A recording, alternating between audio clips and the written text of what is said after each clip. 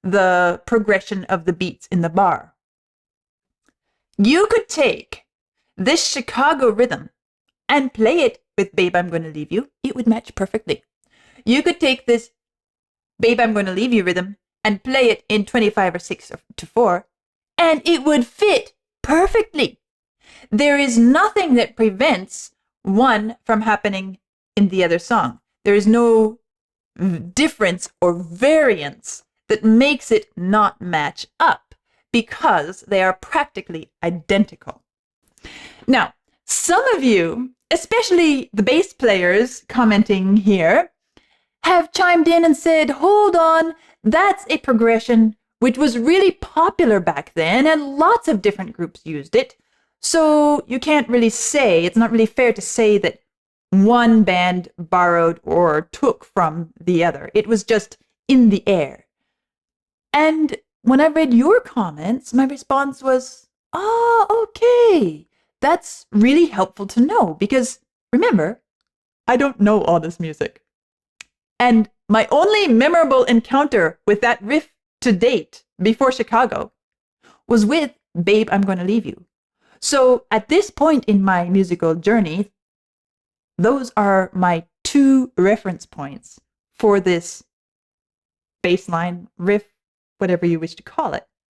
Well, to my ears, it's more than just a common progression because of what I just showed, that its rhythm and tempo are both practically the same as well. But I do understand what you're saying. And in fact, I'd love it if you could come up with a list of all the songs you can think of that use this same bass line, because I love the idea of listening to all of them and discovering more of how it was used in various applications. Now, to me, as a classical musician, there's absolutely nothing offensive about borrowing or reworking or being inspired by someone else's music. That kind of creative exchange has been going on for as long as music has existed. And my comments in my first listen of 25 or 6/4 were certainly not at all meant to imply plagiarism or lack of artistic integrity, lack of originality or imagination or anything else negative at all. And if, as the bass players have said, it was actually such a common figure, well, in that case, I would think of it kind of like this. Here's a common figure.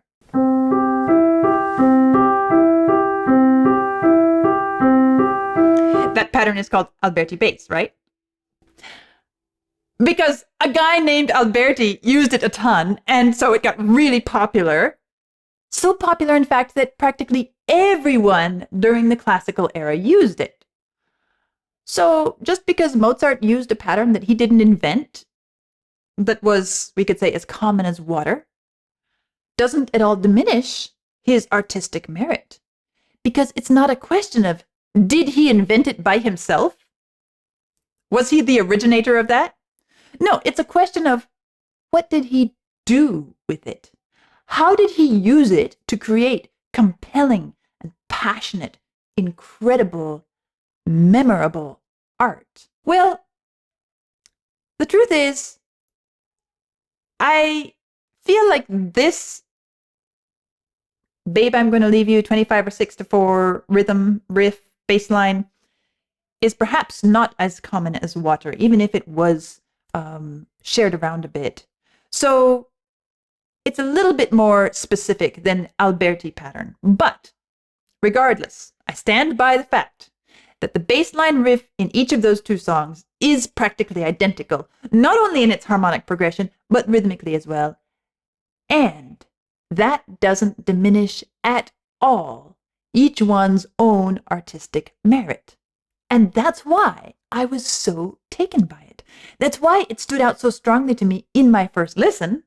And that is why I gave it such attention. Well, now, after all this started exploding in the comments section, I have to confess that I went and did a quick look at what Wikipedia had to say about this song. And truth is, I was a bit pleased when I saw that Wikipedia said the same thing about the bass line as I heard, that they're the same. Well, it also talked about a Beatles song which is similar, While My Guitar Gently Weeps, which many of you also mentioned in your comments. and which predates both the Led Zeppelin and the Chicago songs. The only problem is I haven't gotten to that one in my Beatles journey, so I can't compare it yet because I've never heard it. But I mention it because I think it is relevant to the discussion. Now, are there other elements of 25 or 6/4 which deserve equal or perhaps even more attention?